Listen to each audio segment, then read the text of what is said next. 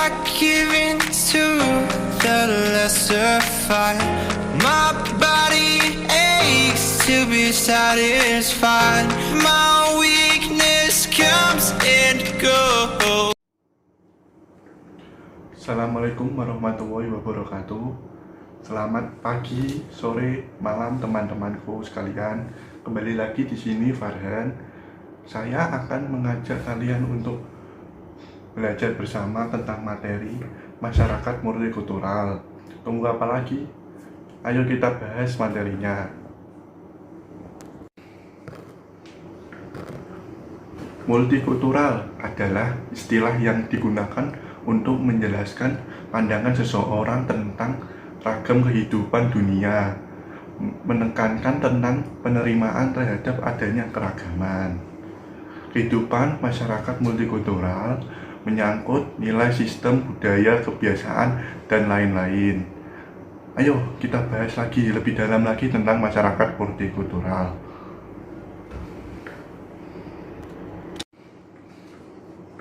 Menurut beberapa para ahli masyarakat multikultural, yang pertama, Nasikun, suatu masyarakat multikultural merupakan masyarakat yang terdiri atas dua maupun lebih dari tatanan sosial. Masyarakat secara kultural, ekonomi, politik dipisahkan atau diisolasi, serta mempunyai struktur kelembagaan yang berbeda satu sama lain. Yang kedua, Parek 1997 yang dikutip dari Azra 2007. Masyarakat multikultural merupakan suatu masyarakat yang terdiri atas beberapa macam budaya dengan kelebihan yang ada. Yang ketiga, Suparlan 2002 menerangkan Fay 2006 Jari and Jari 1991 Winston 2000. Menurut pendapat Suparlan, masyarakat multikultural merupakan paham ideologi yang mengakui serta mengagungkan perbedaan kepada kesederajatan baik individu maupun budaya dalam kelompok manusia. Selanjutnya, ciri-ciri masyarakat kultural. Terjadi segmentasi, yaitu masyarakat yang terbentuk oleh bermacam-macam suku, ras, dan lain-lain, tapi masih memiliki pemisah. Yang biasanya pemisah itu adalah suatu konsep yang disebut primordial. Contohnya di Jakarta, terdiri dari berbagai suku dan ras, baik itu suku ras dari daerah dalam negeri maupun luar negeri. Dalam kenyataannya, mereka memiliki segmen berupa ikatan primordial ke daerahnya masing-masing. Selanjutnya, memiliki struktur dalam lembaga yang non-komplementer. Maksudnya adalah dalam masyarakat majemuk, suatu lembaga akan mengalami kesulitan dan menjalankan atau mengatur masyarakat, alias karena kurang lengkapnya persatuan yang terpisah oleh segmen-segmen tertentu. Selanjutnya, konsensus rendah. Maksudnya adalah dalam kelembagaan pastinya perlu adanya suatu kebijakan dan keputusan. Keputusan berdasarkan kesepakatan bersama, itulah yang dimaksud konsensus. Berarti dalam suatu masyarakat majemuk sulit sekali dalam pengambilan keputusan. Selanjutnya, relatif potensi ada konflik. Dalam suatu masyarakat majemuk pastinya terdiri dari berbagai macam suku adat dan kebiasaannya masing-masing. Dalam teorinya, semakin banyak perbedaan dalam suatu masyarakat, kemungkinan akan terjadinya konflik itu sangat tinggi dan potensi integrasinya juga susah. Integrasi dapat tumbuh dengan paksaan. Sepertinya yang sudah saya jelaskan di atas, bahwa dalam masyarakat multikultural itu susah sekali terjadi pengintegrasian. Maka jalan alternatifnya adalah dengan cara paksaan. Walaupun dengan cara seperti ini integrasi itu tidak bertahan lama. Adanya dominasi politik terhadap kelompok lain. Karena dalam masyarakat multikultural terdapat segmen-segmen yang berakibat pada in-group feeling tinggi, maka apabila suatu ras atau suku memiliki suatu kekuasaan atas masyarakat itu, maka dia akan mengendapkan kepentingan suku atau rasnya. Yang selanjutnya, bentuk masyarakat multikultural. Yang pertama, interaksi, terdiri dari dua bagian. Yang pertama, konsep. Konsep interaksi merupakan suatu titik potong atau pertemuan. Dalam sosiologi, interaksi dikenal sebagai suatu golongan etnik yang majemuk. Yang kedua, definisi. Dalam sosiologi, interaksi adalah persilangan atau pertemuan keanggotaan suatu kelompok sosial dari berbagai seksi, baik berupa suku, agama, jenis kelamin, kelas sosial, dan lain-lain dalam suatu masyarakat majemuk.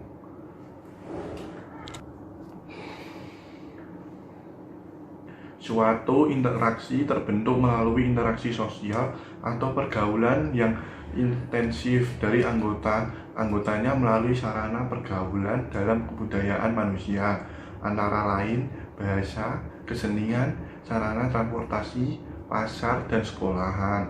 Dalam memanfaatkan sarana interaksi sosial itu, anggotanya masyarakat dari latar belakang ras, agama, suku, jenis kelamin, tingkat ekonomi, pendidikan, atau keturunan berbeda-beda dapat bersama-sama menjadi anggota suatu kelompok sosial tertentu atau menjadi penganut agama tertentu. Yang ketiga, penjelasan definisi.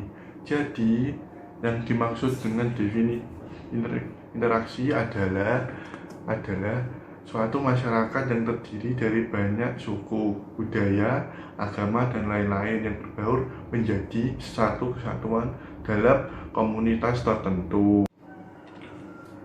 Selanjutnya, sebab terjadinya multikultural. Yang pertama, faktor geografis. Faktor ini sangat memengaruhi bagaimana kebiasaan suatu masyarakat. Maka dalam suatu daerah yang memiliki kondisi geografis yang berbeda, maka akan terdapat perbedaan dalam masyarakat atau masyarakat multikultural. Yang kedua, pengaruh budaya asing. Mengapa budaya asing menjadi penyebab terjadinya multikultural? Karena masyarakat yang sudah mengetahui budaya-budaya asing kemungkinan akan terpengaruh dalam kebiasaan budaya asing. Yang terakhir, kondisi iklim yang berbeda. Maksudnya, hampir sama dengan perbedaan letak geografis suatu daerah itu sendiri. Mengapa budaya asing menjadi penyebab terjadinya multikultural? Karena masyarakat yang sudah mengetahui budaya-budaya asing kemungkinan akan terpengaruh dalam kebiasaan budaya asing. Yang terakhir, kondisi iklim yang berbeda. Maksudnya, hampir sama dengan perbedaan letak geografis suatu daerah itu sendiri. Dan selanjutnya, bentuk masyarakat multikultural. Yang pertama, interaksi, terdiri dari dua bagian. Yang pertama, konsep. Konsep interaksi merupakan suatu titik potong atau pertemuan. Dalam sosiologi, interaksi dikenal sebagai suatu golongan etnik yang majemuk. Yang kedua, definisi. Dalam sosiologi, interaksi adalah persilangan atau pertemuan keanggotaan suatu kelompok sosial dari berbagai seksi, baik berupa suku, agama, jenis kelamin, kelas sosial, dan lain-lain dalam suatu masyarakat majemuk.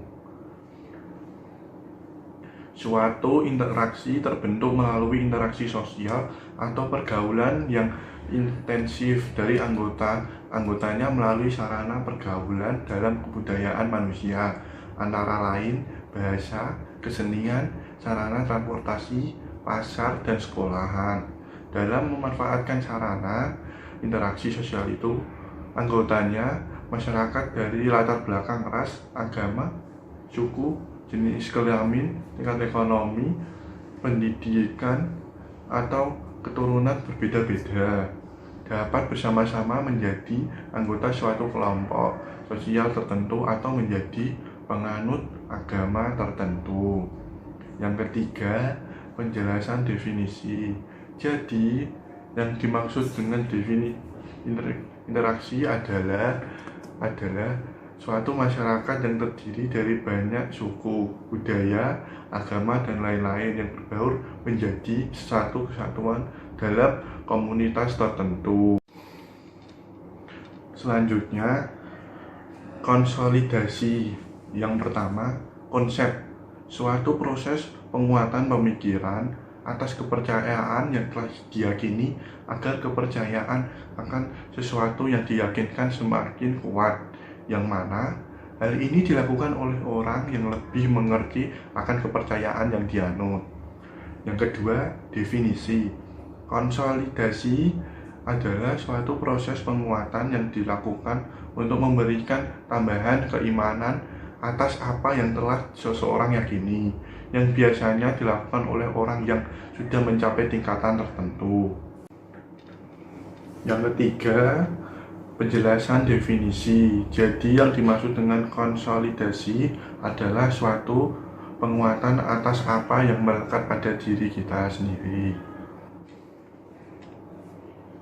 Selanjutnya, primordialisme. Yang pertama, konsep. Primordialisme adalah sebuah pandangan atau paham yang memegang teguh hal-hal yang sejak kecil, baik mengenai tradisi, adat istiadat, kepercayaan, maupun segala sesuatu yang ada di dalam lingkungan pertamanya. Yang kedua, definisi. Primordialisme berasal dari kata Latin primus, yang artinya pertama, dan ordiri yang artinya tentuan atau ikatan. Ikatan seseorang pada kelompok yang pertama dengan segala nilai yang diperolehnya melalui sosialisasi akan berperan dalam membentuk sikap primordial. Di satu sisi, sikap primordial memiliki fungsi untuk melestarikan budaya kelompoknya, namun di sisi lain, sikap ini dapat membuat individu atau kelompok memiliki sikap etnosentrisme, yaitu sikap yang cenderung bersifat subjektif dalam memandang budaya orang lain.